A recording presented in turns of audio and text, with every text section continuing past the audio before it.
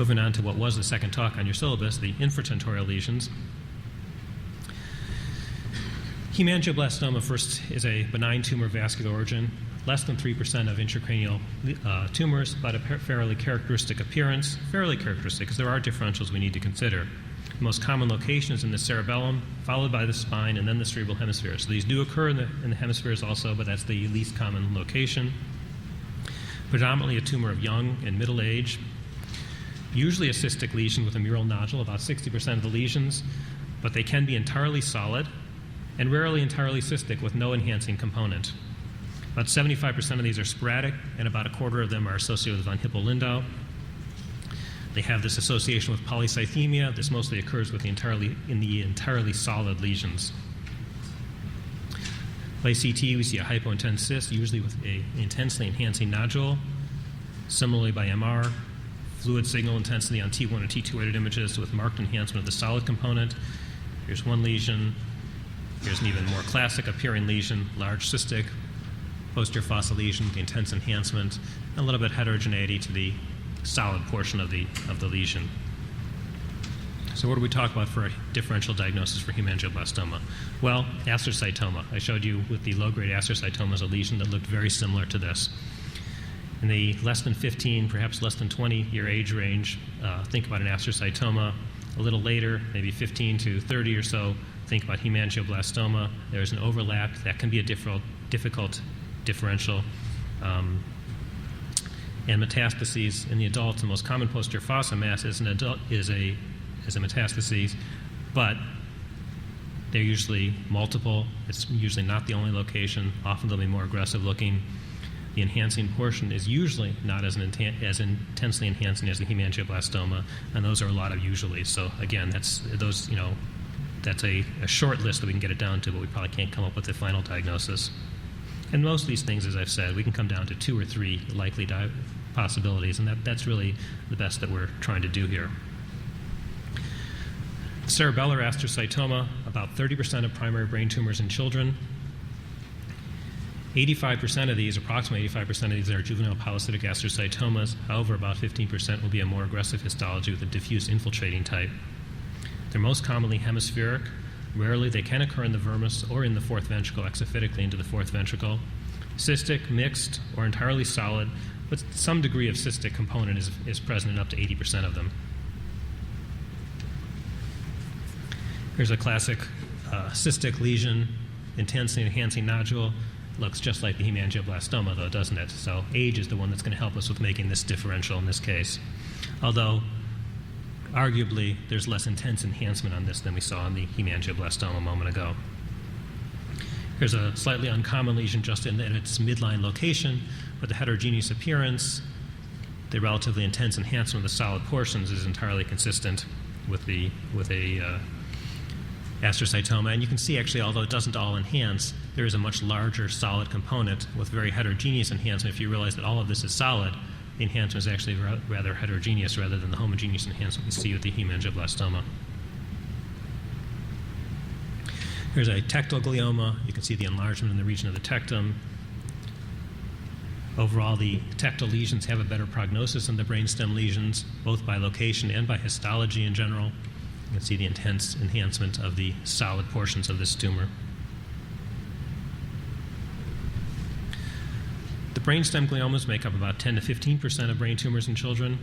Histology ranges tremendously from the juvenile polycytic all the way up to the glioblastoma, although the diffuse fibrillary type is the most common, and about half of these can degenerate or become anaplastic. The pons is the most common location for this tumor, but they do occur both in the midbrain and in the medulla.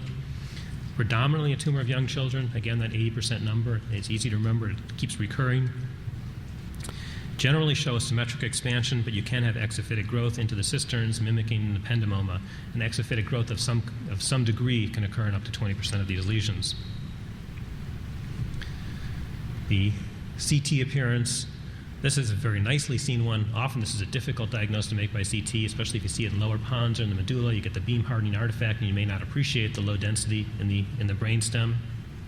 About half of them will show enhancement. Calcification and hemorrhage are very rare.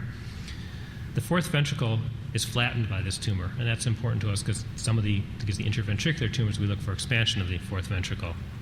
You can see ring enhancement if there's necrosis of the tumor, as in a treated tumor or in a tumor that outgrows its blood supply. And again, as I've said, you can miss this tumor by CT just by location. MR clearly shows this better, although in the T1 weighted images, the true extent of the tumor may be difficult to appreciate. You can see the mass effect in the edema, the effacement of the lower aspect of the fourth ventricle. On the axial, the symmetric expansion of the medulla, but the true extent of the tumor is far better seen by the T2 weighted images when we realize that this tumor actually comes down into the cord and all the way up to to just below the pons in this case. There is a differential for this, as classic as the appearance is. Encephalitis, rhombic encephalitis, most classically described as being due to listeria, can have a similar appearance, perhaps not as widespread as the one I just showed you, but certainly as a midbrain lesion. Tuberculosis can cause edema in the midbrain pons region. Infarction can cause a very similar appearance, as can a single MS plaque. And as we've already mentioned, exophytic masses, which I don't have an example of here, may resemble a medulloblastoma or an ependymoma, depending on the direction they grow. Choroid plexus papilloma we discussed already with the infratentorial. We mentioned its presence in the, we've mentioned already with the supratentorial, and we've mentioned its possibility of appearing infratentorially. Ependymomas, there are basically three kinds of ependymoma. We're not going to talk about the myxopapillary, predominantly a lesion in the spine. And we're just briefly going to talk about the subependymoma, which is really very similar to the ependymoma. Again, about 10% of intracranial tumors.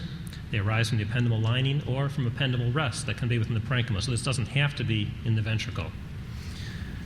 And 20% of them, in fact, will arise within the parenchyma, and these are usually the supratentorial lesions.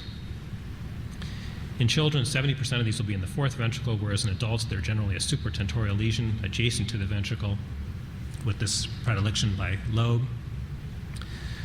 In general, a tumor in the 1 to 5 year age range, although there is a second well-defined peak in the 30 to 40 year age range. This is the one that's described as the plastic lesion, that is, it can infiltrate around the basilar artery through the foramina, and I'll show you that in a moment. It also can have subarachnoid spread, so when we image these tumors, we need to look at the whole spinal axis looking for possible spread of tumor. This is a grade 2 tumor with a much higher proportion of the supratentorial, about 50% of the supratentorial lesions having some malignant component. And as I mentioned, the subependymoma is a variant, more often presents in adults.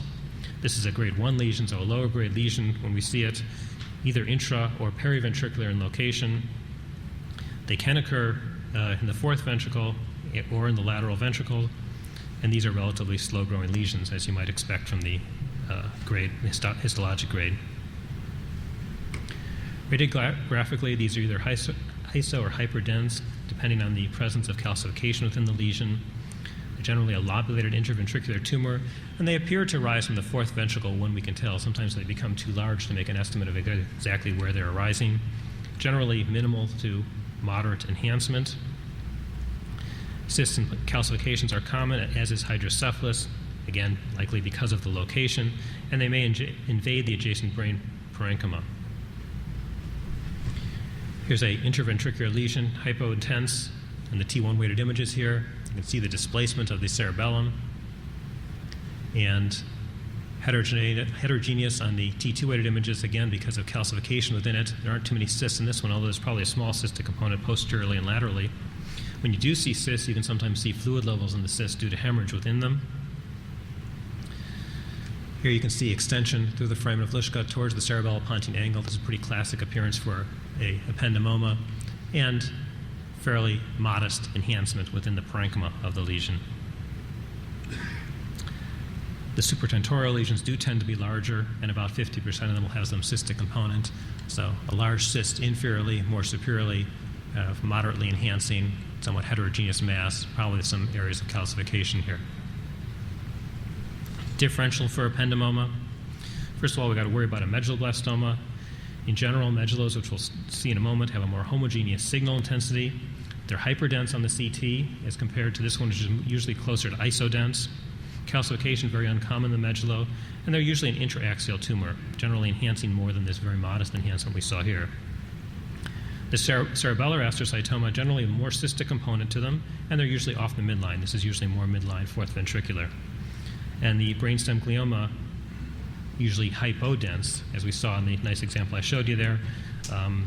Often we can see that, in fact, it's in the brainstem and growing into the fourth ventricle rather than just being in the fourth ventricle like an ependymoma. Finally, the medulloblastoma, also called a peanut tumor or a permanent neuroectodermal tumor. This is the posterior fossa peanut tumor, if you will. And the reasoning is, this is the posterior fossa peanut tumor. About 10% of intracranial gliomas. It makes up about a quarter of the primary brain tumors in children. About three-quarters of them occur before the age of 10, again with a smaller, well-defined peak in the 20 to 40-year age range. This is most commonly a midline lesion arising from the vermis with extension into the fourth ventricle or through the inferior velum into the ventricle. Less commonly, they can occur in the cerebellar hemisphere, although this is more often in an older population, and when it does occur in the more laterally, it's often more aggressive histology. Again, this can have subarachnoid spread, so we need to study the whole neural axis when we've made this diagnosis looking for spread.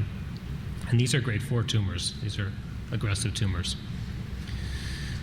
By CT, as I just said, they can be hyperdense, thought to be due to the increased cellularity, similar to the lymphomas. They have marked enhancement.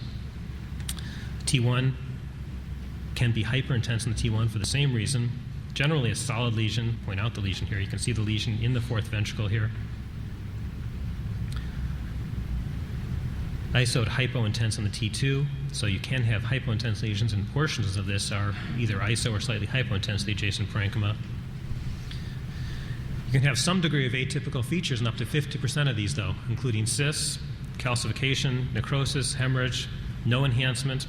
And all of these atypical features are more common when we see it in the older population and more common when we see it in the more laterally, that is, in the hemispheres. The sagittal images are very nice for showing the vermian origin as opposed to that ependymoma, which we saw expanding the fourth ventricle. This one is posterior to the ventricle, and that'll be part of our differential. Here you can see the ventricle being displaced anteriorly from this vermian origin tumor. So differential for that. Astrocytoma, the T2-weighted images, the tumor, the solid portion of the tumor at least, will be hyperintense as opposed to this iso to hypointense tumor. Generally more lateral in the hemisphere, although in the older population that gets more problematic. The ependymoma is generally an intraventricular lesion rather than a lesion pushing into the ventricle from posteriorly, so we see the fourth ventricle expanded rather than displaced the way we just saw in those axial images. And then a number of other lesions may be in the differential. Lymphoma, abscess, metastases may be similar. Abscess and metastases, we go with age and clinical information.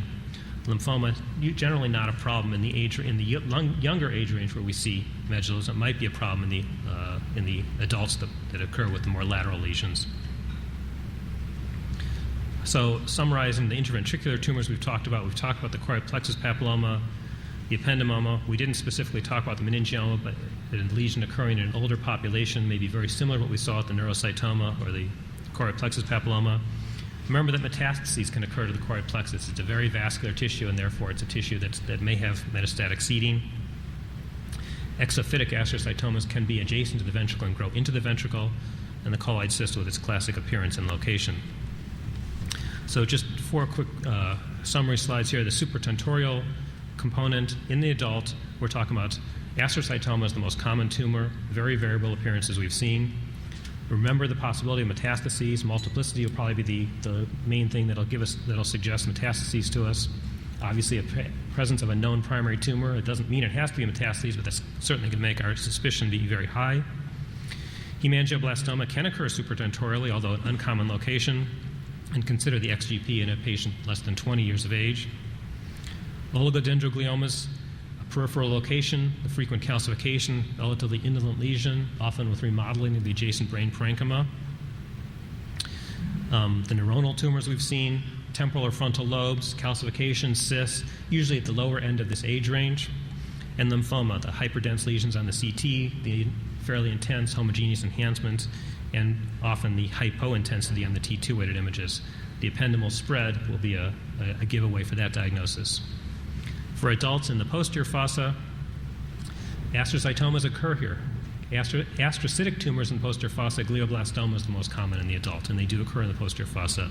Again, metastases, The hemangioblastoma we've talked about, a cystic or cystic solid lesion in the posterior fossa. Think about hemangioblastoma. Choroid plexus papilloma, uncommon lesion in adults, but an intraventricular lesion, hyperdense on CT. We're going to include that in our differential.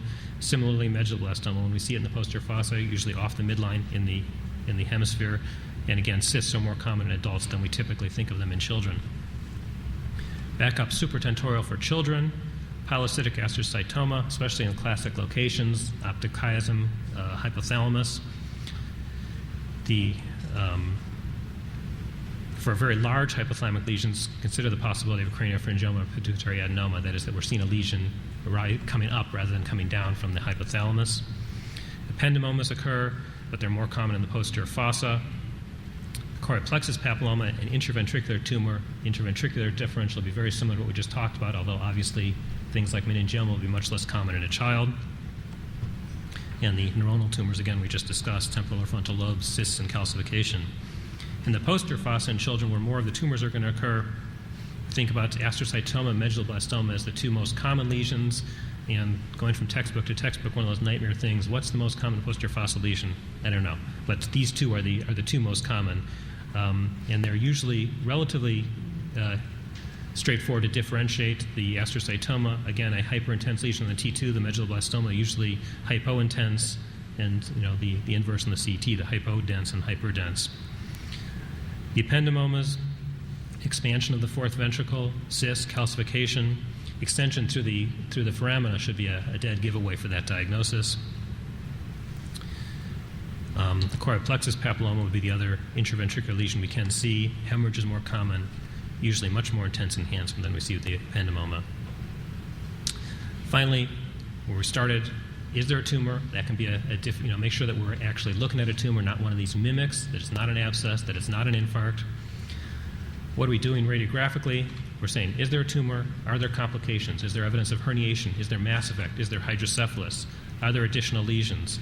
So I've given this whole lecture here on identifying the type of tumor, but clearly to our clinicians, this last one is right where it belongs, the least important. This is kind of a differential for us to try and come up with a short list of what the most likely things are.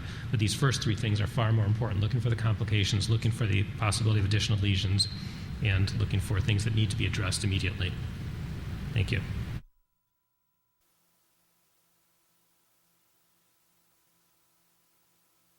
We're going to limit our discussion to areas of the brain, and the key points of this discussion will be on the embryology, what happens when things go wrong, particularly, of course, the radiographic findings and associated anomalies. Embryologically, the brain arises from 3 primary and 5 secondary vesicles. The 3 primary vesicles are the forebrain, midbrain, and hindbrain, and the secondary vesicles are a fluid-filled space and a piece of the brain parenchyma, and include the cerebral hemispheres paired with the lateral ventricles, the thalami paired with the third ventricle, the midbrain with the aqueduct, the pons, cerebellum, and the upper portion of the fourth ventricle, the medulla, and the lower portion of the fourth ventricle. Classification of brain and craniofacial anomalies is based on embryologic developmental stages that include dorsal induction, ventral induction, neuronal proliferation, differentiation, and histiogenesis, and neuronal migration, myelination, and then things that happen that can affect these processes are infection, vascular abnormalities, and neoplasm. Dorsal induction occurs at 3 to 4 weeks gestation. The entities that occur when dorsal induction does not go properly are anencephaly, cephalocele, and Chiari II malformation. Dorsal induction is split into 2 primary areas, primary neurulation and secondary neurulation. And then ventral induction occurs at 5 to 8 weeks gestation. The entities that occur during this time are prosencephalies, pituitary maldevelopment, and posterior fossa malformations, primarily those midline problems. Anencephaly, as in this fetal sonogram, is an absence of the major portion of the brain parenchyma. This is a lethal anomaly. The upper portion of the cranial vault is absent just above the orbit. Here you see the orbit, and in this gross specimen, the orbit and the absence of the cranial vault. Cephaloceles are extracranial extensions of the intracranial structures through a defect in the skull and the dura mater. These are classified by contents and can occur in the occipital area, as in this fetal MR, and in this specimen of a live-born child, or frontally near the nasal frontal suture. Chiari II malformation is a constellation of intracranial anomalies that result from hindbrain maldevelopment. There's essentially a very small posterior fossa, and too much material, too much brain parenchyma tries to fit into that place. The lemon sign can be seen prenatally, where there's bifrontal convexity is formed abnormally. They're impressed or pushed inward. The fourth ventricle is elongated, as in this MR mid-sagittal T2 image. There's inferior displacement of the cerebellum, the pons, medulla, and the cervical spinal cord into a widened cervical canal. The cerebellum looks like it towers upward because of the decreased AP dimension of the posterior fossa. There's a near 100% association of Chiari II malformation with meningomyelocele. This is a sonographic image, which for some reason is flipped upside down, but you have a thin membrane and a large fluid-filled pocket underlying the spine. And here, on a fetal MR, where the spinal cord and the nerve roots and CSF extend through a dystrophic sacral segment. The prosencephalies are the result of abnormal ventral induction of the embryologic forebrain. The spectrum of cerebral and facial malformations is quite broad. Hypotelarism, a proboscis, and fused thalami, cyclopia, and a monoventricle or dorsal cyst, as seen in this fetal MR, is part of the findings that you're going to be looking for. Here, this fetus has proboscis, which in a gross specimen is what looks like sort of a nose type of extension, usually above the hypotelluric orbits. Here, the thalami are fused in this fetus. Agenesis of the septum pellucidum, septo-optic dysplasia, as on this coronal T2 MR image, and other pituitary and hypothalamic axis abnormalities are considered to be a very mild form of prosencephalies. Moving to the posterior fossa, the cerebellum arises from structures of the rhombencephalon. These are the metencephalon and myelencephalon. Abnormalities in the posterior fossa include the Dandy-Walker complex, multiple types of cystic lesions, and in this patient, rhombencephalosynapsis, which is fusion or failure of division of the cerebellar hemispheres. The Dandy-Walker complex occurs as the atresia of the cerebellar outlet foramina. There can be complete or partial agenesis of the vermis, and in this patient, massive cystic dilatation of the fourth ventricle and enlargement of the posterior fossa, which leads to upward displacement of the transverse sinuses, the tentorium, and the torcular hemophily. Other posterior fossa cystic abnormalities are megacisterna magna, as in this patient where there's a large CSF fluid collection. The thing to differentiate this from an arachnoid cyst is that there are dural veins that cross this collection, and that provides this sort of scalloped appearance. Arachnoid cyst occurs when there is a CSF accumulation between layers of the arachnoid. This fluid does not freely communicate with the ventricles, and the surrounding brain is normal. So although there is quite a lot of mass effect here by this arachnoid cyst upon the cerebellar hemispheres and the brainstem, this does not truly communicate with the ventricle. Neuroepithelial cysts, and again, robincephalosynapsis can also cause posterior fossa cystic lesions. Malformations of proliferation, differentiation, and histiogenesis of the brain can be broken down into different areas as well. Neuronal proliferation occurs between 2 to 4 months of gestation and results in abnormalities of such as the neurocutaneous syndromes, microcephaly, megalencephaly, and hemimegalencephaly. Neuronal migration occurs between 2 and 5 months gestation and leads to problems known as Schizencephaly, lesioncephaly, the heterotopias, and polymicrogyria. Other abnormalities in this spectrum include primary and secondary myelination abnormalities and degenerative or metabolic processes. Lesioncephaly is arrest of neuronal migration from the germinal matrix.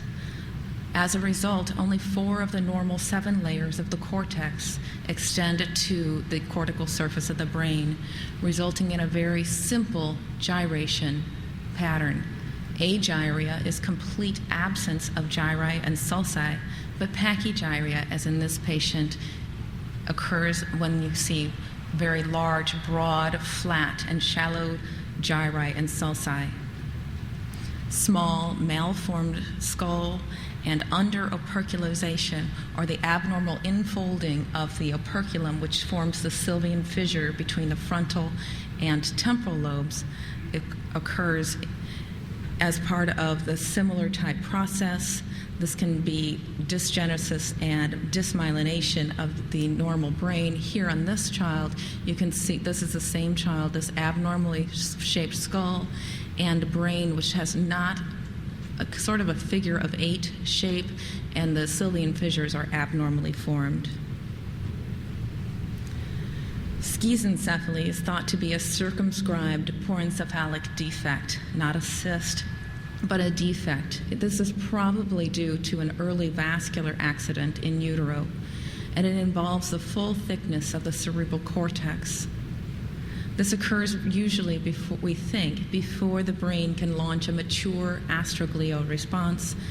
The gray matter that lines the parenchymal margin from the ependymal surface of the ventricle all the way out to the cortical surface here. So you have abnormal gray cells all the way out here. This CSF fluid collection is contiguous with the lateral ventricle, and it can be an open lip where the 2 margins of the tissue do not meet and you have CSF interposed, or closed lipped, as in these two children who have less obvious cleft, but you have the shape of the lateral ventricle kind of points the way to the abnormal cleft. Other migration disorders can occur secondary to multiple types of syndromes and anomalies of cortical malformation. Gray matter heterotopias indicate the loss, or the ectopic neurons in glial tissues are present and are secondary to arrest of normal radial migration of cortical tissue from the germinal matrix. These can be focal cortical dysplasias, as in this child who has abnormal high signal of the cortex of the inferior parietal and superior temporal gyri. Nodular heterotopias, as in this child who has a very disorganized type pattern of gray-white differentiation. And subependymal and subpeel gray matter heterotopias. These can also be band-like or laminar. In this child, you can see a very wide cortical surface and interposed white matter between layers of gray matter. Polymicrogyria is likely the most common of these. This is a focal cortical dysplasia, and on this gross specimen, if you look closely enough, you can see that there are heaped up layers of cortex, kind of like that ribbon candy that you see at Christmas time that gets scrunched together to form what looks like initially as a normal thickness of cortex. Agenesis or dysgenesis of the corpus callosum occurs and causes the largest interhemispheric fiber tract, the corpus callosum, to not be entirely present or be completely absent. The corpus callosum normally is an association fiber link between the cerebral hemispheres. If this is not formed correctly, the cingulate gyrus is also missing, and the normal white matter and gray matter of the cingulate gyrus form what are called Probst bundles, which extend from anterior to posterior in the brain and cause an indentation on the roof of the lateral ventricles. When this happens, there is upward bulging of the third ventricle, and the lateral ventricles have a horizontal or parallel configuration. They are not in their normal divergent configuration that you would normally see on an axial CT scan. Also, the occipital horns and atria of the lateral ventricles are dilated, a finding we call holoprosencephaly. There's also a radial arrangement of the gyri along the interhemispheric fissure, as you see in these two children, since the normal C-shaped corpus callosum is absent. Metabolic and neurodegenerative disorders include findings that include processes that affect the gray and the white matter. Leukodystrophies are primary or heritable disorders that lead to abnormal dysmyelination. These include metachromic leukodystrophy, Leigh's disease, Canavan's disease, adrenoleukodystrophy, and Alexander's disease. Metabolic disorders that lead to accumulation or depletion of enzymes or of the ingredients or byproducts of cellular metabolism also can cause abnormal myelination or demyelination processes. Other malformations of proliferation, differentiation, and histiogenesis include the phacomatoses, neurofibromatosis type 1 and 2, Sturge-Weber, ataxia telangiectasia, tuberous sclerosis, and von Hippel-Lindau disease. Other processes affect vascular malformations, vein of Galen AVMs, other more typical type AVMs, venous anomalies, and cavernous angiomas. Tuberous sclerosis, or Bourneville's disease, is an abnormality secondary to problems with chromosome 9 and 11, and 60% of the mutations are spontaneous. The primary manifestations are adenomatosis sebaceum, or those little vascular malformations that sort of look like freckles or a facial rash, ungual and subungual hamartomas, and subependymal tumors, which you see on the CT scan, lining the ependymal margin here and are generally heavily calcified. When these occur at the foramen of Monroe, they have a tendency to degenerate to giant cell astrocytomas. Secondary manifestations are ocular hamartomas, angiomyolipomas of the kidney, cardiac rhabdomyomas, and shagreen patches, which are hypopigmentation areas of the skin. Sturge-Weber syndrome manifests on the face and the choroid of the eye and in the leptomeninges. This is essentially a vascular malformation of these areas. Clinically, patients present to a seizure, hemiparesis, hemianopsia, and mental retardation. There is a meningeal angioma along the pia mater, which can cause mineralization or calcification of the pia. This usually occurs fairly late, although this child was 5 months old at this time. Small venous channels are matted together on the surface of the brain, and the arterial abnormality is fibrotic. Neurofibromatosis comes in two types. Type 1 involves abnormalities of chromosome 17 and can lead to neurocutaneous fibromas, plexiform neurofibromas, cafe au lait spots also on the skin, optic nerve and brainstem gliomas, as in this child, uplifting the lateral ventricles and causing visual disturbance. Vascular diseases, dural ectasia, and skull base dysplasia. In this child, the right orbit is much larger than the left, and the sphenoid wing and petrous bone are abnormally formed. Type 2 neurofibromatosis is an abnormality of chromosome 22. There are bilateral acoustic schwannomas which extend into the internal auditory canal and give that ice cream cone appearance. Multiple meningiomas, as in this patient with innumerable actually, extra-axial masses and abnormal enhancement here. This patient was also had multiple areas of meningioma. Other CNS neoplasms are also seen in these patients. A vein of Galen AVM is really not an AVM. The median vein of the Prosencephaly is really a persistent fetal structure, and the vein of Galen really does not ever form. This is the precursor of the vein of Galen. Infants with this problem typically present with congestive heart failure and/or hydrocephalus. Here on CT, you see a high attenuation mass with this linear area extending from it. Here, a very large mass in the brain in a child with hydrocephalus. This is the straight sinus and the torcula. On MR, you can see flow void because the rapidly flowing blood produces this effect. A more classic AVM is a tangle of abnormal arteries and veins.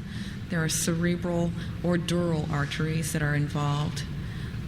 This abnormality does not displace normal brain. On an angiogram, you can see the microcatheter tip here. We're injecting. There's this malformation here that's quite tiny, and an early draining vein which drains centrally. Prenatal and perinatal stroke is a more significant problem than I think we realize when people have a normal child. We don't think of this so much, but I see this quite commonly at our institution. Occlusion of a cerebral blood vessel leading to clinical impairment, whether it's in an infant, a young child, or an elderly person, causes stroke. In the prenatal phase, hydranencephaly is the result, and periventricular leukomalacia is the result of stroke, generally closer to the time of partum, either right before birth or right after birth. Cardiac disease, thrombotic problems, lipoprotein abnormalities, angiitis of many different types, syndromes of vascular disease, traumatic brain injury, hemoglobininopathies, CNS infection, and neoplasm can all lead to infarction. This is a patient with hydranencephaly. You can see a very thin rim of brain parenchyma surrounding these large fluid-filled sacs that replace most of the cerebral hemispheres. The brainstem and the thalami are preserved, however. In periventricular leukomalacia, we think that this is all related to a vascular abnormality, although infection is sometimes at least considered as a secondary problem in these babies. This can be correlated with decreasing birth weight and earlier conceptual age. There's central volume loss of the parenchyma and periventricular high signal on T2 and flare sequences and a proton sequence as well. The margins of the lateral ventricles are typically scalloped because the abnormal high signal and the low-grade infarction here has caused gliosis and scarring, which causes tethering of the ventricles leading to this scalloped shape. You can also find colpocephaly, the dilatation of the atria and occipital horns. Neoplasms can also be congenital. Teratomas, astrocytomas, epidermoids, choroid plexus papillomas, and carcinomas are part of the tumor spectrum that in a very young child are considered congenital. 1% of pediatric brain tumors occur in the first 2 months of life. Neonatal tumors are disproportionately malignant in histology and in behavior, and therefore these children have a dismal prognosis. These are typically large tumors and most commonly present with increasing head size. A choroid plexus papilloma is thought to be congenital when discovered in the first few months of life. There is a male predominance. This is generally a very complex tumor with solid and cystic components and intraventricular in location. As we've already pointed out, in a lateral ventricular atria, left more often than right, although Dr. Rosenblum and I both showed you right-sided tumors, and non-obstructive hydrocephalus is seen in these children. The hydrocephalus, we believe, occurs because of overproduction of CSF by these tumors. In adults, however, the hydrocephalus is obstructive, and most likely because the tumor occurs in a smaller space in the fourth ventricle.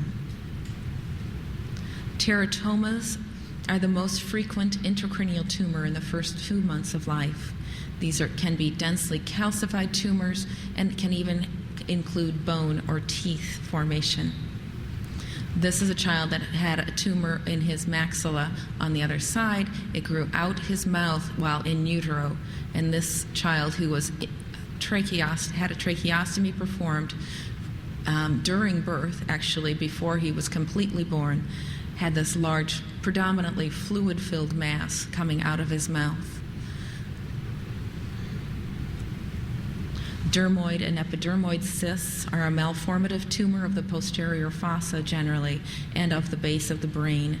These are not particularly common in children, and these are a cystic structure lined by keratinized epithelium.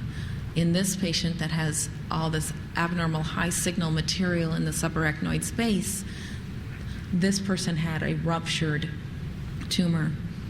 These epidermoids and dermoids are more common in the spinal canal of children and can be found in association with spinal dysraphism, diastematomyelia, pilonidal cysts, and dorsal dermal sinuses.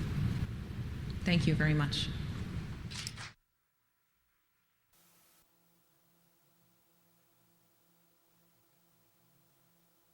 CNS infections can be divided into infections of the meninges, of the brain itself, of the blood vessels, and then very briefly at the end I'm going to talk about epidural and subdural infectious processes. Meningitis can be defined as an inflammation by infection or irritation of the meninges. Viral, bacterial, and fungal pathogens have all been described as causing meningitis. Remember that blood or any trauma to the meninges can also cause inflammation, so when we see enhancement and thickening, it doesn't necessarily mean we're seeing an infected process. And again, sarcoid, where do we put sarcoid? But sarcoid can also involve the meninges and cause similar abnormalities. Common pathogens involving the meninges include Haemophilus, Neisseria, and Streptococcus, as well as a variety of viral agents. Enterovirus is a particularly common one. In infants and immunocompromised patients, we worry about gram-negative bacteria and fungi. Infection, when we see it, may be either hematogenous or from direct extension from either the sinuses or the temporal bone, or as we'll see, from trauma. Viral meningitis usually has no imaging findings, and so we're going to move on from that. Bacterial meningitis, the earliest finding is often just an obscuration of the basilar cisterns because of thickening of the dura or purulent material within the cisterns. Without contrast, this can be overlooked. With contrast, we often see an intense enhancement within the basilar cisterns. There may or may not be hydrocephalus depending upon where we catch this process. An enhancement may be mild to very prominent depending on what the organism is. Tuberculous meningitis is one of the ones classically causing a very thick, intensely enhancing meningeal involvement. The enhancement may involve the pia and the arachnoid, or the dura, or a combination of them, and occasionally there can be a secondary involvement of the adjacent brain parenchyma. Complications of meningitis include hydrocephalus, which is seen in 75% of the symptomatic patients, infarction due to spasm, vasculitis, or venous thrombosis, Abscess formation may result from meningitis or may cause meningitis. So maybe either one coming first, and you may see ependymal inflammatory reaction as a result of meningitis also. So let's move on to the brain parenchyma. Cerebritis is a relatively uncommon process. The brain is relatively well protected by the blood-brain barrier from the spread of infection. However, when there are areas of focal ischemia or necrosis, these can serve as a nidus for infection to site. Localized infection, when it does occur, leads to a surrounding vascular congestion and edema and may lead to petechial hemorrhage depending on the organism involved. When these are treated in the first 1 to 3 days, you may in fact avoid the formation of a true abscess. Organisms that we see in abscesses are most commonly anaerobic strep, Bacteroides, or Staphylococcus. However, multiple organisms are present in up to 25% of the cases. Immune-compromised patients are predisposed to tuberculous and fungal abscesses. Sources similar to the meningitis, septic emboli or bacteremia may seed a nidus within the brain. You can get direct extension from the sinus or middle ear infection. Trauma or any surgical procedure obviously are a source of possible infection. And in children, more than 60% are due to congenital heart disease with associated emboli. With tuberculous or granulomatous infections, you may have a much more indolent process with a thicker, often more irregular capsule. And immunocompromised patients, in contrast, may never form a well-developed capsule. Stages in abscess formation, the cerebritis we've already mentioned represents a stage where we begin with an acute infiltrate. Scattered areas of necrosis occur. In virulent organisms, there may in fact be thrombosis of small vessels and therefore microhemorrhages. As the abscess or as the infectious process continues, the small areas of necrosis become more confluent and you begin to see a cavity formation. And over the course of 1 to 2 weeks, you'll start to see a true capsule forming around the fluid collection. In the mature abscess stage, the surrounding edema and cerebritis may actually decrease as the infection is walled off from the adjacent parenchyma. The wall is often thinner close to the ventricle. It's one of those classic differential factors. It appears to be due to a decreased blood supply in the deep white matter as opposed to what we see immediately beneath the cortex, but sometimes it's hard to appreciate that difference in thickness of the wall medially versus laterally. It was one of those things that was classically described as a differentiating factor in looking at tumor versus abscess. Here we see a frontal lobe abscess. This one arose from an adjacent frontal sinus infection, I believe. There is enhancement. There's a beginning of little small loculations anterior, and with little imagination, this medial wall is more regular and thinner than the more lateral wall here. And remember that the degree of enhancement we see may again be masked by the presence of steroids, depending on what the disease process is. Another classic appearance of an abscess, especially in differentiating from a tumor, is this hypointensity on the T2 weighted images of the capsule itself, presumably due to the thick collagen capsule, or the cellularity of the collagen capsule. The other thing we can look at is the diffusion weighted imaging, which shows restricted diffusion, bright signal in an abscess, and rarely in tumor or the differentials that we'll be looking at here. Abscesses may also be microabscesses. Nocardia is a fungus-like bacterium that has a tendency to form these little microabscesses. You can also have meningeal process with nocardia. These are usually immunocompromised patients, but you can imagine looking at this in a cancer patient worrying about whether we're seeing micrometastases as opposed to microabscesses. Okay, moving on to viral encephalitis.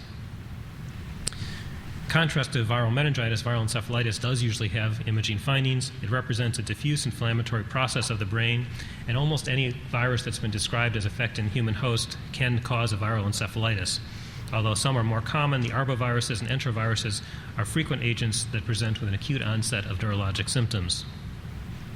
Herpes more often presents after varying latent periods, and we've already shown this morning the HIV and CMV that we see in AIDS patients in the brain, and talked about PML as a complication of immunosuppression, but are in fact viral encephalitis and encephalitides. Viral infections cause a perivascular, predominantly lymphocytic, but also mononuclear cell infiltrate. There is neuronal destruction, which leads to cytotoxic edema, which in turn may then lead to secondary vasogenic edema. And that's important when we look at our diffusion-weighted images, trying to understand what we're seeing in terms of the signal intensity. Vascular necrosis from very virulent viruses may cause petechial hemorrhage and infarction in the adjacent parenchyma. In general, viral encephalitis have relatively nonspecific imaging findings, focal areas of T2 hyperintensity due to the edema and necrosis, enhancement when we see maybe within the parenchyma or a more gyral pattern as you see here, leptomeningeal enhancement, again, may be reactive or due to spread of infection from the adjacent infected parenchyma. Infants in particular are susceptible to enteroviruses, including echovirus and Coxsackie A and B viruses. These can be acquired either transplacentally at birth or postnatally by direct contact. They're seasonal infections. They're often epidemic, particularly in closed areas, nurseries, daycare, so on. This is generally an aseptic meningitis, but you can have a meningoencephalitis associated. Actually, we saw this one earlier as an example in the white matter, but there's also cortical involvement with the subcortical involvement, and a little bit of mass effect with some effacement of the adjacent sulci. I think you see best on the T2 on the left side. Epstein-Barr virus is a common infection in children, but fortunately only about 1% will present with encephalitis. Fortunately, because the mortality can be extremely high with this when we get encephalitis with as high as 10%. There may be you can have, however, an isolated neurologic presentation, as uncommon as this is, or it may occur with clinical mononucleosis. Again, a nonspecific imaging findings with increased signal intensity on the T2-weighted images. We certainly would think about herpes and the differential for this one. New lesions may occur as the old lesions are starting to improve. So the finding can be kind of a waxing and waning with new lesions coming up just as it looks like everything is recovering. Herpes is probably the classic viral infection that we think of in the brain, an acute necrotizing meningoencephalitis, most commonly in the inferior temporal lobes, but also we see extension to the frontal and parietal lobes, most commonly involving the inferior aspects of these, at least initially. The MR may be positive within 1 to 2 days after the symptoms develop, with the CT lagging somewhat behind that. It can be difficult to see subtle cases on the CT, as you probably all know. Hemorrhagic foci may be seen because this is a necrotizing process, or can be a necrotizing process. And this looks very similar, as I just said, to the Epstein-Barr virus that I said, but the classic medial temporal lobe location. Think about herpes before we see Epstein-Barr, but remember that is a possibility also. Plus or minus enhancement, usually minimal enhancement when you do see it, although it may increase with time, and it may stick around for several months, even after clinical symptoms have resolved. Here you see a little edema, a little focal area of enhancement along the gyral surface, and here's a more classic case of herpes with more involvement of the medial temporal lobe. It may resolve completely, or you may end up with this cystic encephalomalacia end-stage picture with destruction of the brain parenchyma. Herpes type 2 is really a different imaging finding. It's a different organism, a different imaging finding. This is primarily a disease of neonates, usually via transplacental infection. And what we see is a very generalized and nonspecific edema process. It does not have the frontal and temporal lobe predilection that we see with herpes 1. Generally, what we see are just poorly defined areas of hypoattenuation, generally sparing the basal ganglion. It may just look like a diffuse cerebral edema, especially if we catch it beyond the initial phases. Okay, we already talked about HIV virus, atrophy, the most common finding, but you can in fact see white matter changes also. In children, calcification often occur in the basal ganglion, which is something that we rarely, if ever, see in adults. Overall, MR is obviously insensitive to the diffuse microglial nodules, which are the histologic hallmark, but we do see the white matter abnormalities. Unfortunately, seeing these white matter abnormalities is generally a relatively late sign, and clinical findings precede these in about a third of patients. It's a similar pattern to PML, and obviously this is going to be, we worry about it in the same patient population. Patients are immunosuppressed by HIV, are also susceptible to PML. Other infectious complications associated with AIDS, toxoplasmosis, we'll discuss in a moment, in up to a third of patients, PML in about 10% of patients, and of course any opportunistic infection. Primary CNS lymphoma also, we've already talked about lymphoma, but when we're looking at infectious process and we're looking at AIDS patients, we have to keep that in the back of our mind. The arthropod-borne viruses have received a lot of attention recently, mainly because of the West Nile virus. They're insect-borne viruses with birds as an intermediate host. Again, a nonspecific imaging finding. You need a high index of suspicion. One of the things that you keep in mind, though, these are primarily deep white matter lesions, and they're very delayed. They develop over time, and I'll show you an example in a moment, and they may persist for prolonged periods, even beyond clinical symptomatology. We're only going to talk about the West Nile again because this is the one that's the most in the news recently. Less than 1% of these actually have neurologic disease. So despite all of the concern, it's rare to have it in humans. It's even rarer to have neurologic symptoms. Frequently, there are no imaging findings, especially when the diagnosis is made. And when they do present, it's often late in the process. Of those that do have imaging findings, about a third will have either meningeal or periventricular enhancement. Signal abnormalities, when they occur, are generally in the thalamus and deep brain structures, and usually West Nile virus imaging is more to rule out herpes or something that we need, a process we need to know more acutely rather than to make a diagnosis. This was from the RSNA 2 years ago. It's a nice example of the developing signal abnormality. These are days, time course, so really nothing at the time the diagnosis was made, and the 2 weeks before we will have any significant abnormality, and they're still getting worse by 32 days.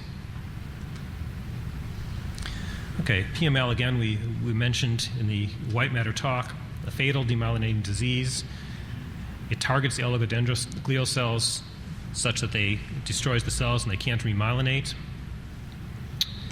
In patients with impaired immunity from whatever cause, I'm going to go through these quickly since we already saw these and talked about the PML, but think about PML and your differential for white matter lesions in patients who are immunosuppressed.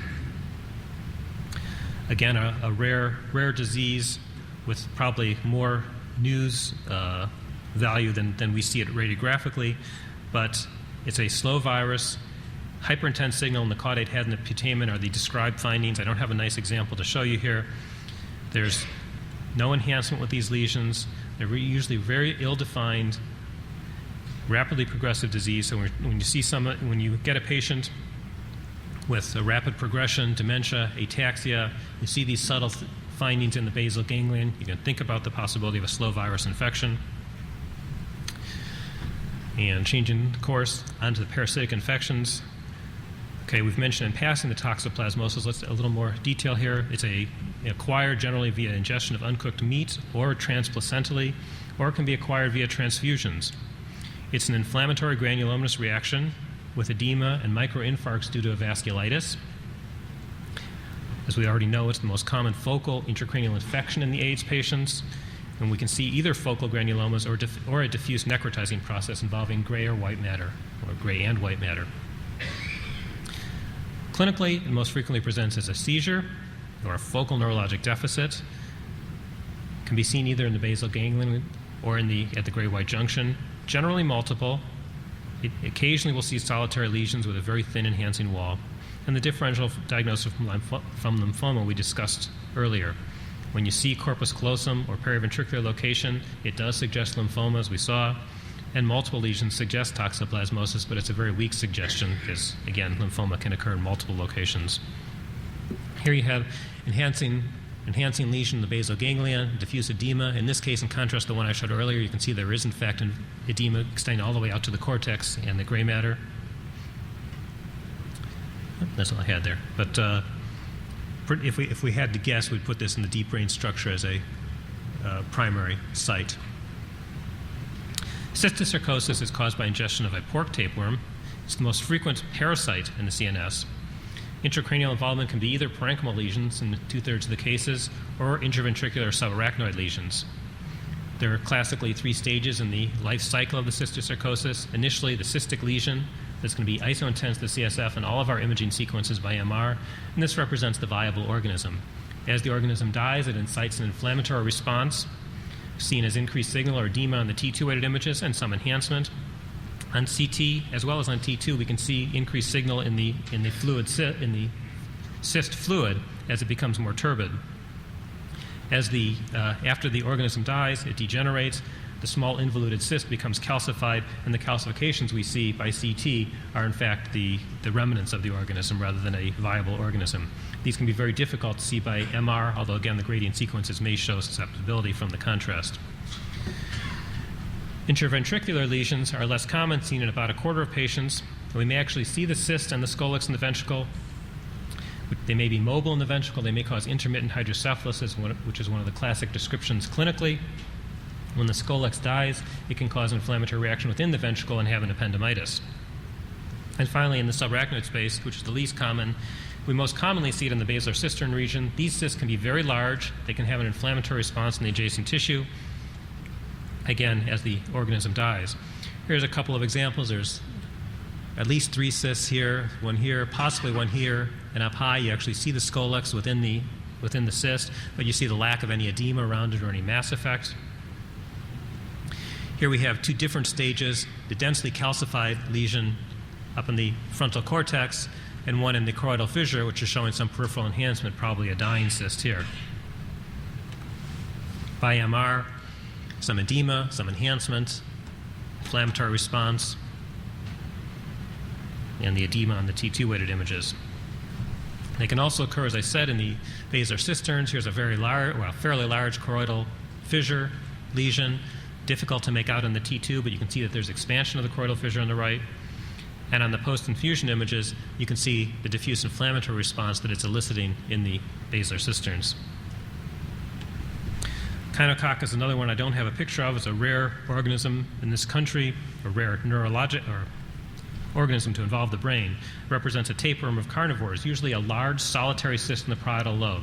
So you can imagine that the differential is going to include a number of the tumors that we discussed earlier that can be purely cystic, but in the appropriate travel history kind of a setting, think about a large solitary cyst for Echinococcus. There'll be little or no surrounding edema, no enhancement. They can be there for quite a while, so you can have bone remodeling from this lesion. Isointense in all imaging sequences, and the cyst wall may be hypointense, again, like an abscess.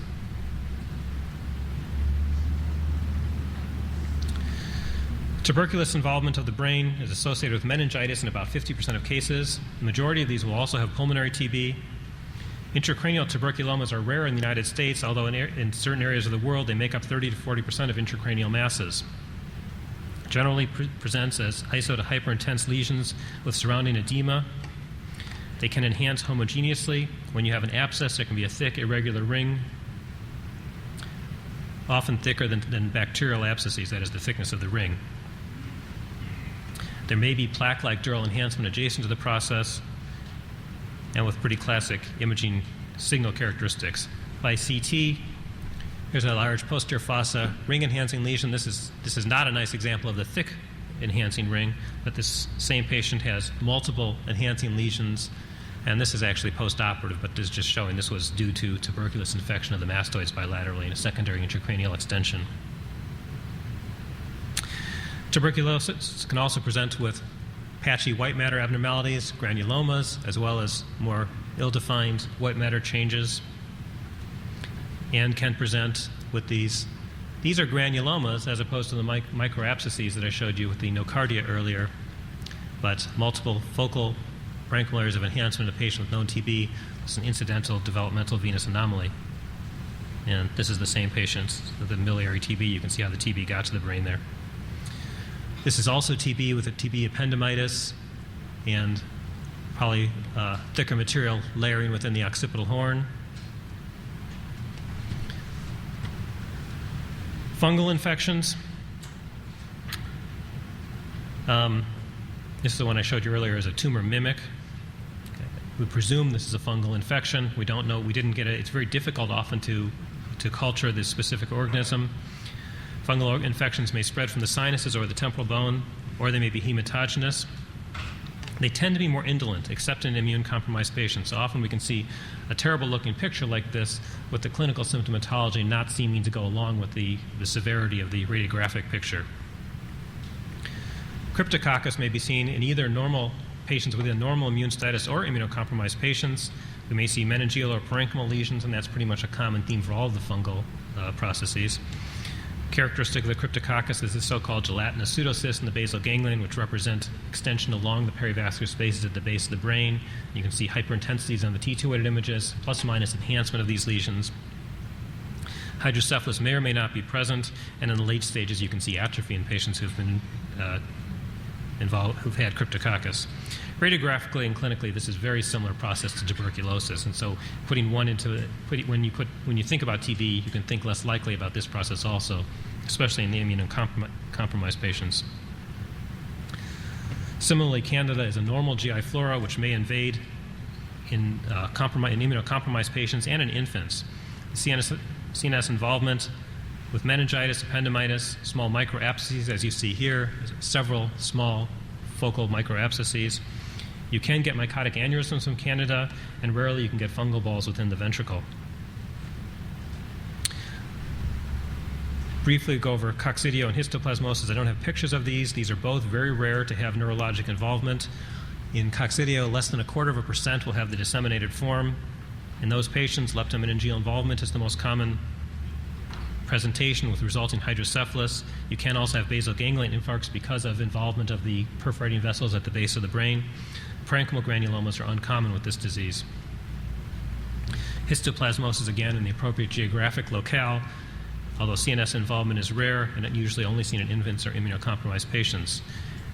In this one, you can have miliary granulomas, which may calcify, which is perhaps one of the distinguishing features that may allow you to make a stab at a differential in this case. Otherwise, the leptomeningeal disease is very similar to that seen in other fungal diseases. Aspergillus is the second most common cause of abscess in the immunocompromised patients after Candida. Characteristically, Aspergillus is angioinvasive, which will lead to hemorrhagic and ischemic infarcts. You can have microabscesses, mycotic aneurysms, as well as subarachnoid hemorrhage after the infarcts. 95% of these will present with some degree of hemorrhage in a subcortical infarct.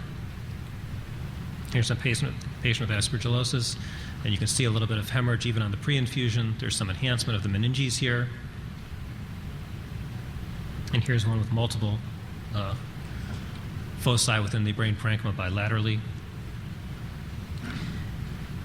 Mucor, most common in diabetics, generally presenting in the nose or sinuses with secondary intracranial extension. It's a necrotizing vasculitis.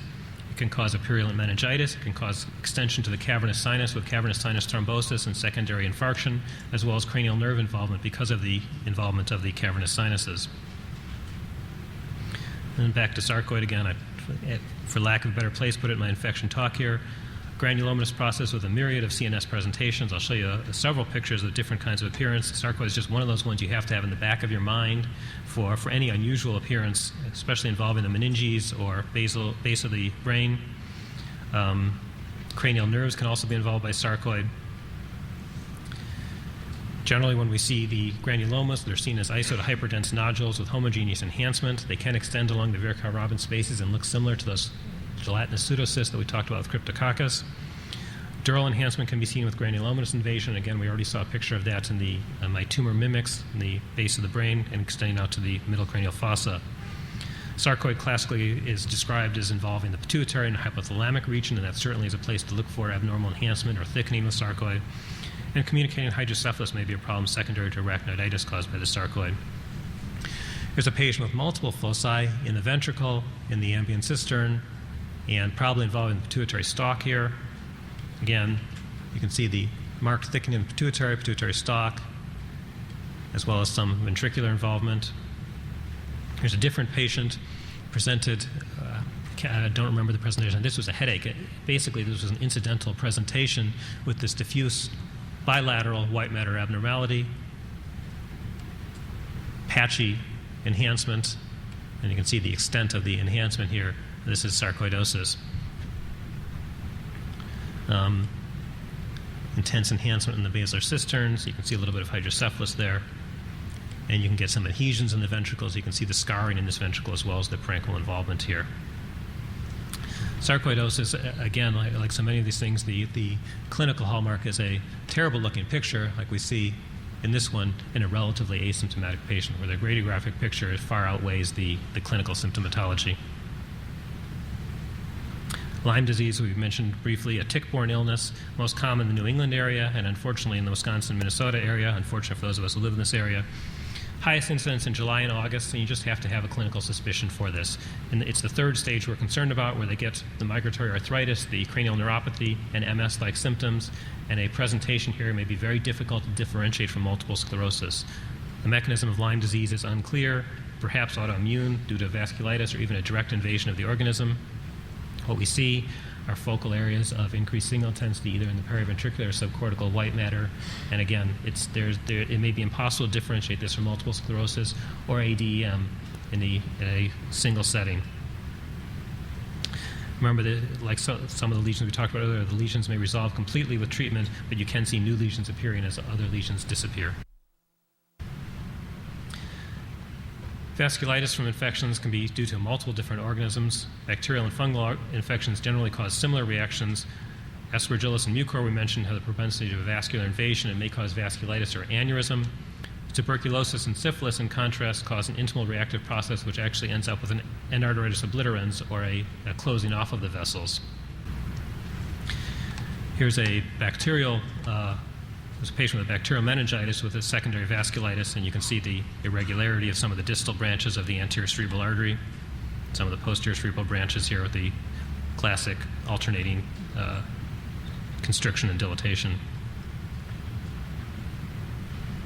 Mycotic aneurysms make up about 3 to 5% of intracranial aneurysms, obviously a small percentage in contrast to the Berry aneurysms, but when seen are typically more peripheral and generally are not mistaken for Berry aneurysms. They can be due to subacute bacterial endocarditis, meningitis, or septic emboli. They're generally, as I said, they're generally more peripheral than the Berry aneurysms, and when seen are frequently multiple. Generally very classic appearance. Can be difficult to do with MRA just because they're so often peripheral. So we'll see the hemorrhage on the MRI, but it's often difficult to visualize this far distally with the MRA, and angiography is still often indicated in making this diagnosis. The subdural empyemas represent an infection of the subdural space, again, generally by infection from the adjacent sinuses, calvarium, or from trauma. They can be hematogenous, however, although there's relatively little blood supply to cause a hematogenous infection in this location. We see a hypo to isodense collection on CT with adjacent edema in the brain, plus minus. Depending on the stage, you may or may not see the edema in the adjacent brain. They can enhance peripherally, although it usually takes a week before you see any intense enhancement of the capsule. They may be complicated by venous thrombosis if they're adjacent to a venous sinus, by infarction of the adjacent brain, or by abscess formation, as we saw at the beginning of the talk, and early surgical drainage is required for the majority of these. Signal characteristics differ from that of subdural hematomas or sterile fluid collections, making the diagnosis generally fairly straightforward. They can be relatively subtle, as you see here, a very thin rim of fluid along the interhemispheric falx, and here you see on this contrast study the empty delta sign of the thrombosed sinus. On MR, more obvious, we see the fluid collection and the intense enhancement of the capsule around that. This one doesn't have a great deal of edema around it, so the edema is variable. Epidural empyema, in contrast, is generally a much more benign clinical course. It's most often secondary to a temporal bone infection, frontal sinusitis, or after a neurosurgical procedure. Radiographically, often you can see the dura as a thin hypointense band between the fluid collection and the brain parenchyma. Here's a very small epidural abscess. This is a blow-up of the same study. You can see the empty delta sign with the thrombus in the sinus and the small collection. So more subtle one by CT, we can clearly see the fluid here, but the rest of it is not as obvious, although actually you can start to see some edema on the frontal horn, but a week later you see intense enhancement of multiple collections as well as the diffuse edema in the frontal lobe. In immunocompromised patients, when we don't see enhancement, think about HIV, virus infection, think about PML, toxoplasmosis, although it can enhance, you may see it without enhancement. Similarly, fungal or TB infections. When they do enhance, toxoplasmosis is going to be the most common. Other fungal secondary infections or opportunistic infections, likewise TB, and remember lymphoma. Okay, it's not infection, but it's got to be in that differential. With the acute onset of neurologic symptoms, think about encephalitides, viral, bacterial, bacterial. Think also about the possibility of multiple sclerosis, Lyme disease in the appropriate setting, the appropriate time of year, and ADEM. For the more indolent course, TB, fungal infections, and sarcoids. That's something that's been going on for a while, or where the radiographic findings seem out of proportion to what you're hearing from the clinician. Think about these possibilities, especially the sarcoid if they're really an asymptomatic patient with a terrible-looking picture like I showed you there. And finally, when you see infarction, with or without aneurysm and hemorrhage, think about the angioinvasive organisms, the mucor, the aspergillus, and herpes, which can present with petechial hemorrhages rather than more focal parenchymal hemorrhages. Thank you.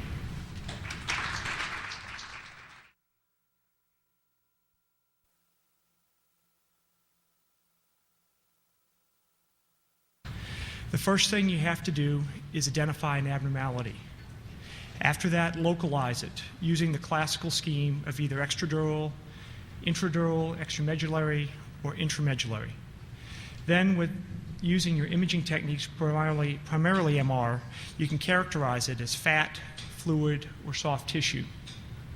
With these facts, you can then arrive at a differential diagnosis, and no matter what, if we're looking at, for the patient care, evaluate what the effect is on the neural structures. Now, identifying the abnormality seems to be an easy thing, but there's a tendency for many clinicians to order plain films. I believe that these are often more psychotherapy for the patient and the physician. Usually, they cannot demonstrate neural compression.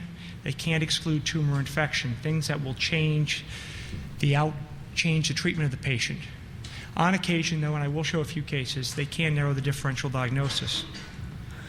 An example of this is a 67-year-old with back pain and leg weakness. He came into our outpatient facility, had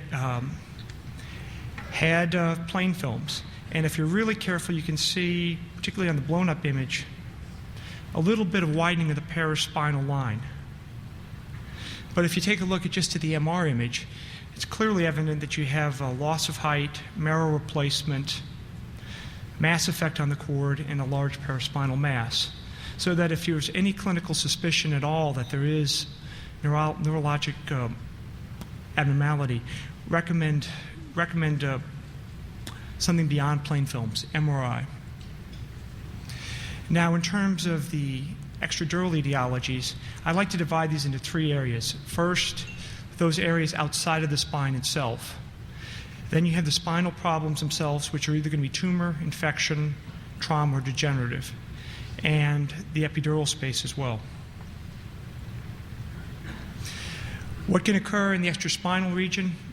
Well, the aorta is present, adenopathy is present, and you can have retroperitoneal organs and give conflicting ideas for what back pain is.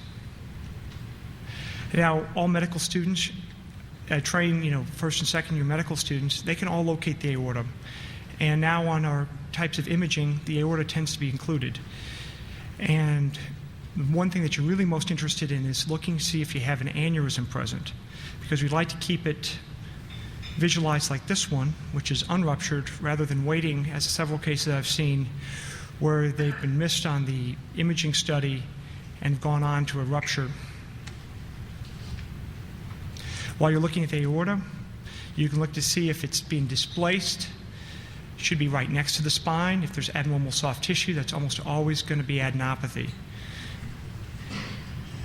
In terms of adenopathy, if it encroaches into the vertebral canal, extends into the neuroforamina, that is almost always going to be a lymphoma in an adult. In a child, you can have a large retroperitoneal mass with extension through the neuroforamina with mass effect on the cord. That is almost always going to be a neuroblastoma. The thing, and you can almost always see, you can often see these on CT as well during the screening studies. But if you don't think about looking for it, you won't see it. Now, in terms of the spinal etiologies, generally there's degenerative, trauma, tumor, and infection. For the sake of this talk, we're going to only talk about very little about degenerative and a little more about tumor. The one part of degenerative imaging that I would like to talk a little bit about is synovial cysts. They're usually in the lumbar spine. They're posterior, periarticular in location. They can have variable signal, but they're usually low on T1, high on T2. They can have an enhancing rim, and they're almost always associated with facet arthropathy. One of the reasons why I like to include this is that usually you can see them on the sagittal images as a mass with a enhancing rim. The first instinct is to call that a tumor. However, if you look at the axial images, you can see that it is actually separate from the dural space and associated with a degenerative facet. It's posterior, not anterior, so it should not be a disc herniation, which would be anterior, and it's not associated with the nerve roots, so it's not going to be a schwannoma or a nerve sheath tumor. Now, as far as things that in spine, if it doesn't look like a normal spine, probably the first default to think about is metastatic tumor. That's probably the most common thing in our practice. Generally, patients will have multiple lesions. They'll often have a known primary. They'll be somewhat nonspecific in that the lesions will be low on T1, high on T2, and enhance. This is a typical example. This is about 2 years, patient with back pain with 2 imaging studies. This is her original study. She has normal marrow signal in all of her vertebral bodies, a little spinal stenosis at L3-4. About 2 years later, she comes back, still has spinal stenosis, but now has got marrow replacement within several vertebral bodies. That's metastatic tumor until proved otherwise. But all things that have marrow replacement are not metastatic tumor. It can also be primary tumor, but that's much rarer. Osteoporotic compression fractures can have similar appearances, and some more unusual things like Paget's disease, fibrous dysplasias, or atypical hemangiomas need to be distinguished. Is there any way to tell, particularly a compression fracture from tumor? Well, benign compression fractures are usually restricted to the superior end plate. Also, if you do see any fat within it, as in a hemangioma, you know that's benign. If you see air, you can tell that's going to be osteonecrosis. Things that would make one lead you believe that they're malignant. One would be involvement of other levels and involvement of posterior elements.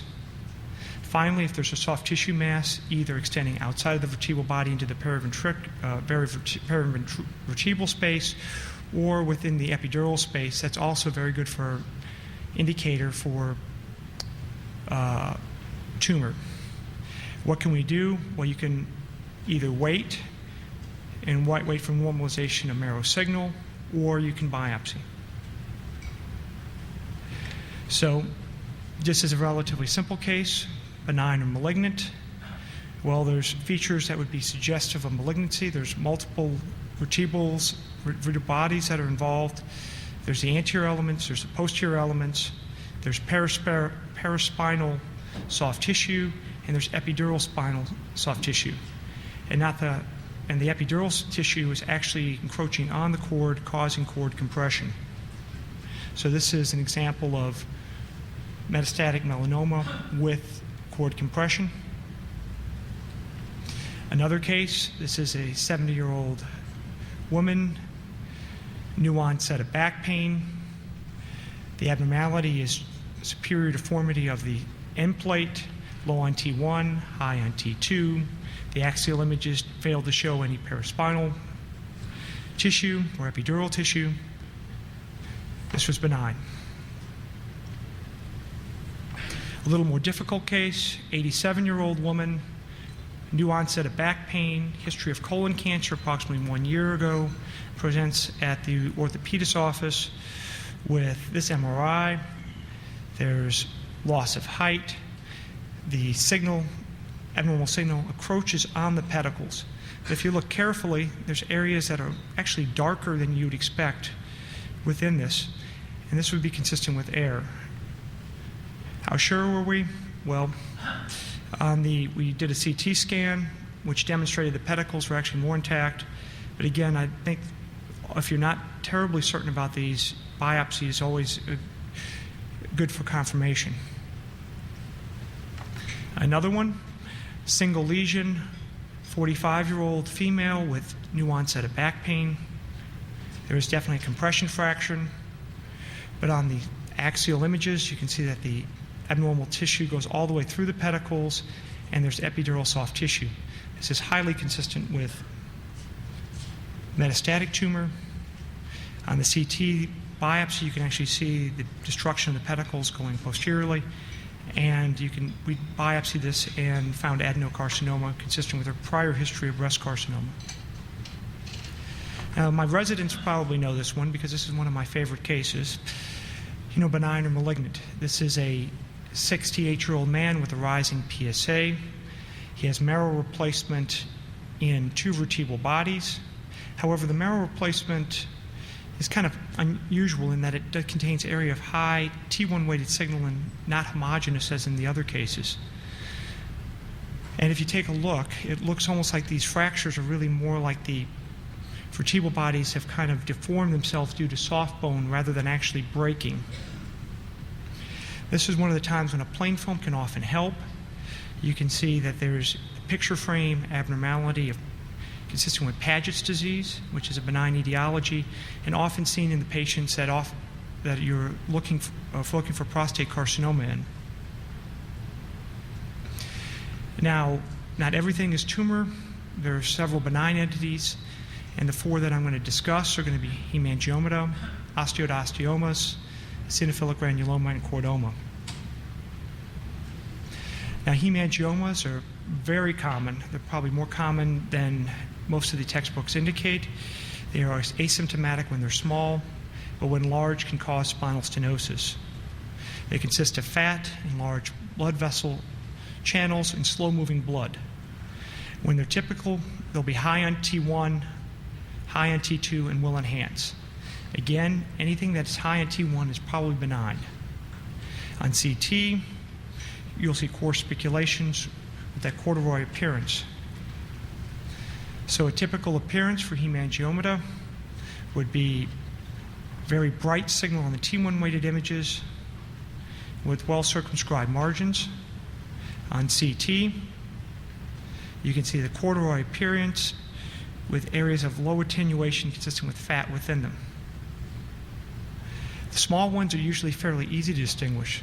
Sometimes there can be confusion when the hemangioma engulfs the entire vertebral body, such as in this case. It's high on T2, but it's also high on T1. And the vertebral body has that same coarse trabecular appearance that smaller hemangioma have as well. It will also be symptomatic because there's bilateral lateral recess stenosis. This person will have spinal stenosis with lateral recess stenosis. Now, osteoidostiomas are not very frequent. They are a benign tumor, but they're one of the causes of back pain in patients under 20. And it's also unusual that CT is the test of choice. On bone scan, if you look carefully, you can see just a small area of high signal high uptake within the posterior elements. When that combined with a MR, it's very easy to miss these lesions on MRI. This is the normal posterior element, transverse process posterior element. This side, a little bit enlarged with a little bit of high signal in it. On the CT, though, there's a characteristic appearance, a lucent nodule with a nidus within the center, often having a little bit of sclerosis adjacent to it. So the osteoidostiomas, although they're not terribly common, it's one that a benign diagnosis can be arrived upon just on imaging criteria. Now, eosinophilic granuloma is a benign tumor of children. Langerhans, it's caused by proliferation of Langerhans cells. They can have single or multiple lesions. They're lytic. When seen on MR, they will be low on T1, high on T2, and usually cause a vertebroplanum. Generally, the vertebroplanum is often best demonstrated on plain films. As in this case, on the MRIs, it's often difficult to see very much on these studies due to the lack of height for imaging. And the final of the, quote, benign tumors is the chordoma, the most common in the clivus, the sacrum, and the cervical regions. When I say benign, I think that relentless is probably the best way to put them. They usually extend locally, and the surgeons can never resect them. The radiation oncologist, due to the cord being present, can never give a dose that's high enough to kill them. Their imaging signal is also going to be relatively nonspecific, low on T1, high on T2, and enhance. If you're going to make the diagnosis, often it's going to be by location. It'll be either in the clivus, upper cervical region, and often you'll see these areas of metallic artifact because almost always the patient will have been operated on before. After T1, it'll be low on T1, it'll be high on T2. exactly how relentless they are. They'll generally have multiple surgeries. This is a patient that we had imaged multiple times over the last 5 years of her life. They had actually had to stabilize her back with this rod. This is the soft tissue from the tumor. They had another resection, and when they actually removed all the tumor, they actually ended up causing a dural enteric fistula with air extravasation into the head. So relentless is probably the way that I would think of chordomas. Now, primary malignancies, they're generally going to be sarcomas, osteosarcomas, chondrosarcomas, and angiosarcomas. I've seen 4 in the last 6 years, and in my experience, the osteosarcomas are twice as common as the angiosarcomas and the chondrosarcomas, since I've seen 2 osteos and 1 chondrosarcoma, 1 angiosarcoma. Generally, these are rare lesions. They're solitary. The patients tend to be younger, no history of primary. And if you do have a matrix present, as in this case, one of my posterior element osteosarcomas, you can see if the matrix with the sunburst appearance, with the osteoid, associated with the soft tissue mass. On our imaging, the study is going to be very, very nonspecific. It's going to be high on T2. There's going to be epidural tissue, both anteriorly and posteriorly. It's going to be low on T1, and it will enhance. On the CT scan, it's a little bit harder when the osteoid matrix is in the anterior elements, but you can see that it's a little bit more dense than you would expect to see in most areas of metastasis. Now, in terms of etiologies, I think infection probably has one of the most distinctive appearances. You really don't need a history to make the diagnosis of infection. It's going to be 2 adjacent vertebral bodies. It's going to involve the disc. There's going to be epidural and paraspinal soft tissue. It's often you'll be the one to suggest, does this person have a history of drug use or dialysis? And the organisms that I've seen have been staph, strep, gram-positives, fungus. Any organism a patient gets is what can be present within the specimen. Again, the imaging findings are quite distinctive. It'll be centered on a disc. There'll be adjacent levels involved. Both the disc and body will be high on the T2 weighted signal. There will be enhancement of both the body and the disc, and there will be epidural and parasagittal soft tissue. This is just a very good example of a discitis, just showing that there's abnormal signal on the T1 and the T2 weighted images. It's low on the T1, high on the T2s in both the disc and in the bodies. And after the administration of contrast, you can see the enhancement, and you can see there's anterior and posterior soft tissue. Usually the diagnosis is most evident on the sagittal images. The axial images are pretty good to give an idea of how much compression is going on, and this person's thecal sac has been narrowed to just this small area. So he has severe spinal stenosis on top of, or secondary to his disc infection. Now, the last portion of the spinal processes are the epidural space. It's a very simple area. It normally contains fat and blood vessels, and of these you can basically only see the fat on normal imaging. If you see anything that's replacing the fat, it's abnormal. What can occur there? Tumor, infection, and hematoma. Of these two, probably the most important are going to be infection and hematoma. This is an example of a 67-year-old man on aspirin who fell, no longer could move his legs acutely, and had urinary incontinence. In other words, he had a Cauda-Aquinas syndrome. He came to our institution, and it's on the T2 weighted images, you can see that there's this predominantly posterior mass that's high in the T2 weighted images. If you look carefully, you can see just a small amount of abnormal signal in the T1 weighted images. This is an epidural hematoma, and what I've been impressed is that the epidural hematomas tend to be more iso-intense on the T1 weighted images than you would think, and that usually your best imaging modality is going to be the T2s. Again, this is the axial image. You see just a slightly hyperintense to isointense mass posteriorly, hyperintense mass on the T2s, compressing the cauda equina, the conus medullaris. An epidural abscess. This is going to be predominantly low signal on the T1 weighted images. After the administration of contrast, you'll have enhancement around the abscess with this low area representing the necrotic fluid present within it. Okay, leaving the spinal abnormalities going inside of the dura, intradural extramedullary processes. These will all be eccentric to the cord, but they will be adjacent to the cord and displace the cord. What can occur there? Tumors, nerve sheath tumors, meningiomas. You can also have in this area carcinomatosis or that type of pattern from either infection, sarcoid. You can also have a couple of other things like arachnoid cysts and lipomas. Probably the most common mass in this area is going to be nerve sheath tumors. These are going to be schwannomas and neurofibromas. By and large, you cannot tell the two apart, but it at least gives you three things to say: nerve sheath tumor, either schwannoma or neurofibroma. If they will, since they do follow the nerves themselves, they will often enter the neuroforamina and have a dumbbell shape. One of the ways you can tell is if there is a syndrome.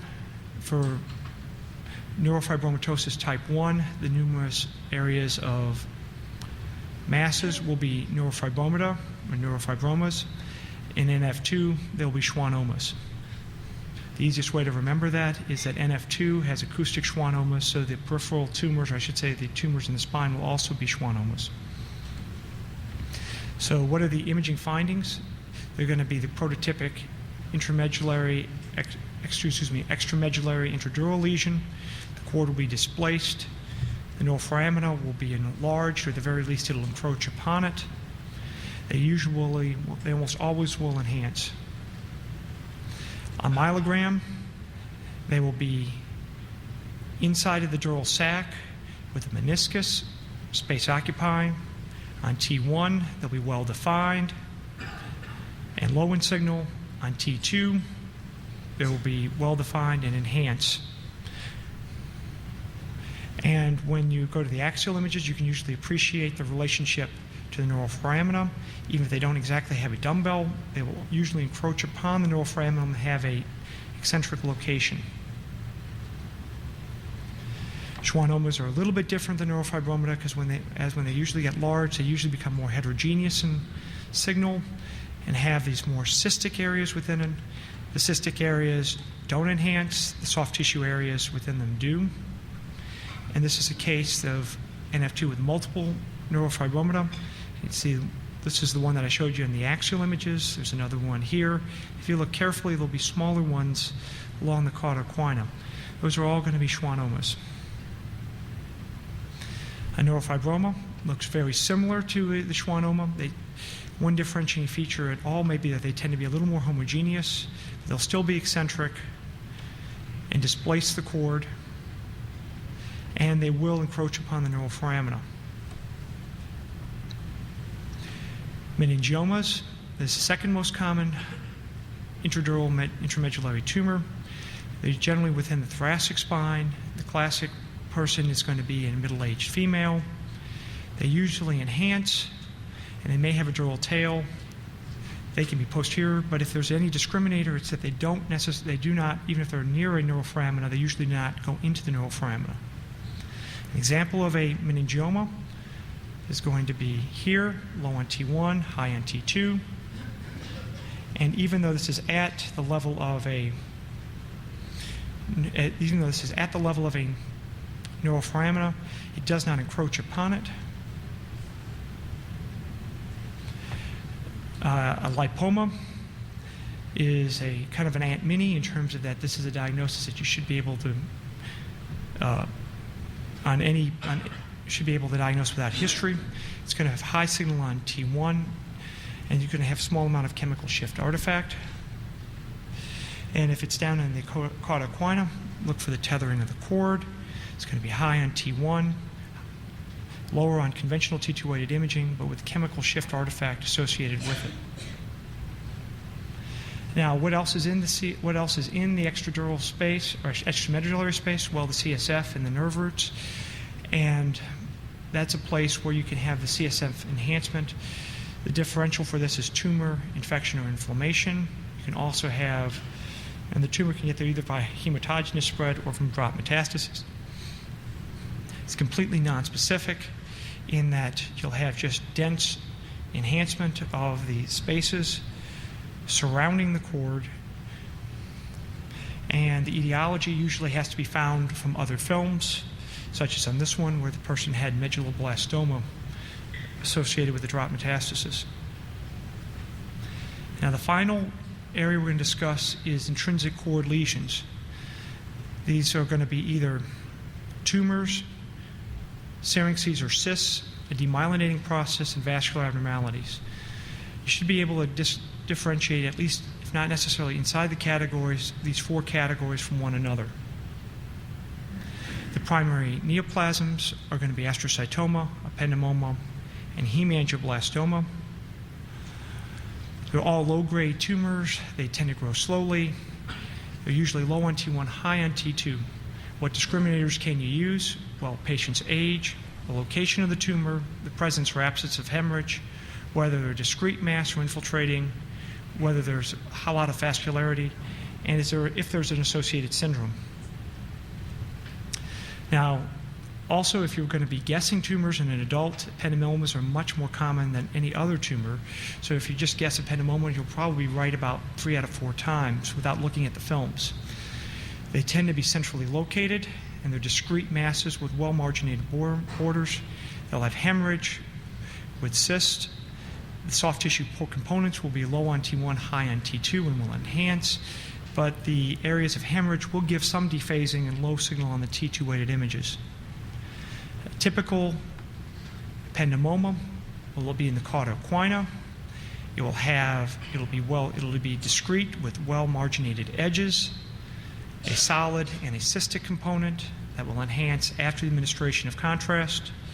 You can see the solid portion is well demarcated, and it has both areas of high signal and low signal. The low signal is from hemorrhage. So this would be typical of ependymoma. And again, it will also be centrally located within the cord, expanding outward. The ependymal cells are from the remnants of the central canal, so it will almost always be in the center of the cord. A NF2 are associated with ependymomas, so if you see an intramedullary tumor at the craniovertebral junction, as this one is, with cystic and solid components and enhancement, you can tell that it's an ependymoma, even without biopsy, due to the presence of the bilateral schwannomas. Now, astrocytomas, these are low-grade tumors, both with 2 cell types, fibrillary and pilocytic. They're the second most common and the most common in children. And when I'm talking about children, I'm talking about under age of 6, usually under the age of 2 when they present. They're going to be eccentric, infiltrating masses in the cord itself. They're generally long, segmented, and they can cause cord expansion. The fibrillary astrocytomas usually don't enhance. The pilocytic ones usually do. Okay. Hemangioblastoma, these are by far the rarest of the tumors. They often are seen with von Hippel-Lindau. They often have an eccentric vascular knowledge and a benign, large intramedullary cyst. The imaging findings follow that. They are highly vascular with an eccentric nodule. This is a typical example. You see a cord cyst within it. And if you take a look, there's just a small area of enhancement adjacent to the cord, or actually it's within the edge of the cord. These are highly eccentric, and particularly multiple, they're going to be posterior. On angiogram, it'll be highly vascular. Metastasis, indistinguishable from primary tumor, they'll be high on T2 and enhance after the administration of contrast. Now, in terms of non-neoplastic causes, you can have simple syrinxes, which is a cord cyst. It's going to be sharply marginated. They may have septations. There should be no enhancement, and there should be a reason for it. There should be some there should be some developmental abnormality that causes this, either an obstruction. Typical example, septated cord cyst associated with downward tonsils. However, even if it's a fluid collection, as in a Dandy Walker or this meningocele, the cord cyst will persist. And the amount of trauma, it's usually not mild trauma that's associated with the syringomyelia, it's severe trauma. You should be able to see either a fracture or something else. It's not going to be a small, incidental, unnoticed trauma. And finally, anytime you have something that looks like a cord cyst, make sure at least on one study that you've given contrast, because you don't want to miss a cord tumor. The probably the most important differential in the intramedullary is going to be demyelinating from tumor, because that's the difference between a neurosurgeon and a neurologist. Usually they have a somewhat distinct appearance. They're low on T1, high on T2, with an enhancing edge. Usually they are eccentric and are in the white mattered bundles. The difference between multiple sclerosis is the most common etiology.